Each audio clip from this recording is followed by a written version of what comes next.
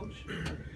Yeah, so Filer was in here earlier, and he was talking about how the chemistry of the team has really improved over the last few days, and you can see that on the court, the communication, the celebrations with each other. Where do you think that's coming from as of late? I think knowing that you need each other to be successful. I think winning some games help, and having different guys step up and play. And one of the things for everyone that's watched that while we've been here, if you play well or you practice well and you earn it, I'm gonna play you.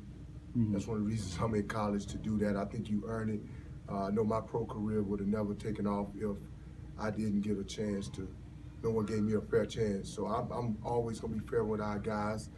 And so they know they got to compete every day and play well to stay on the court.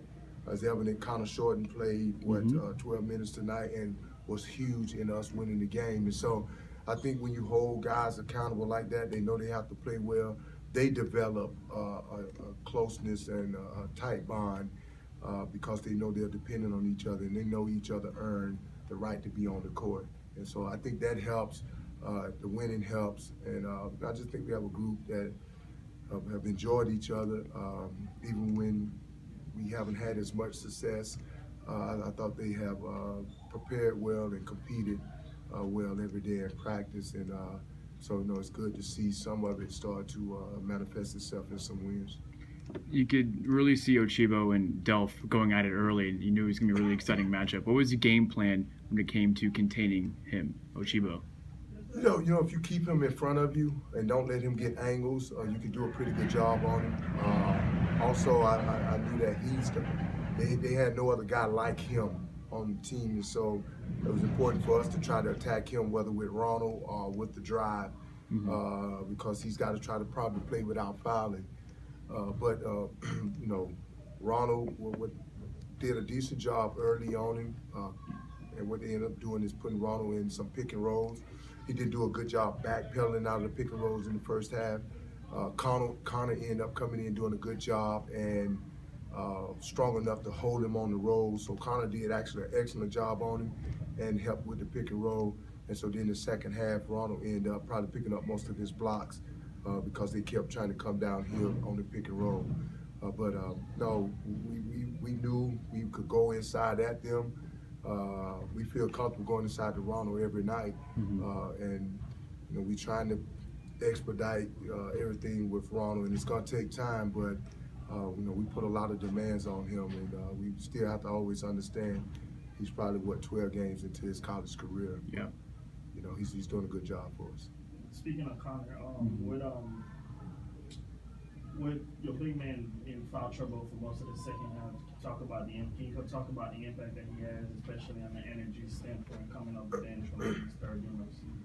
No, Connor has been great. I don't know if everybody know, but Connor actually missed 2 full months of actually no basketball whatsoever. Couldn't figure out what's wrong with his knee. Did everything, but it was really bad tendonitis, and it really hurt him a lot. He's such a one-legged jumper that he probably overworked it all the way through. But Connor, all the way through training camp, was one of our most physical guys. And we really came into the season kind of want to see, can that transfer onto the court? And we was without him, for 2 months. And we just kind of pushed him through rehab, and they say, let's give it a 2-week try and see where you're at. If it's still hurting after 2 weeks, we'll shut you down for the season and see what we can do. But he just kept working, and he came out. But we don't win that game today if he doesn't come and make the presence that he had on the defensive end. I think he's going to be able to score on a lot of 5 men. He kind of morphed into being a 5. He picked up a little weight. He lifts heavy all the time. He likes that. But I think his natural position is going to be a 5-man for us, and he can use his quickness to get around them. So if he continue to progress, excuse me, I think Connor has a really good chance to be a good player for us. I feel like you guys are picking up some confidence. I do. I think guys picking up confidence, which you know, I thought some of the, you know, as we got into conference play, I thought the FIU, you know, despite how it finished, I thought they realized they did a lot of things we worked on, but we hadn't quite had, you know, for about 2 weeks, we didn't have 10 guys practicing. And so Coach Gibbons actually had to step in on a lot of the drills to be the 10th guy.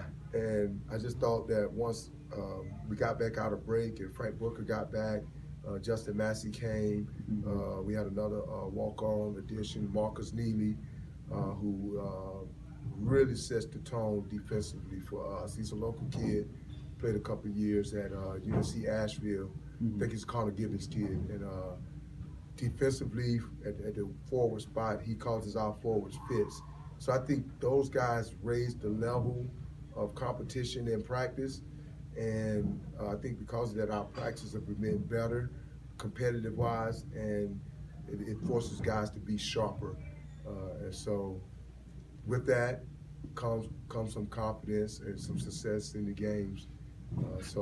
Yeah, I definitely agree with you. They are playing with a lot more confidence, but you know, that's a byproduct of probably winning some games as well. Winning cures a lot. It helps.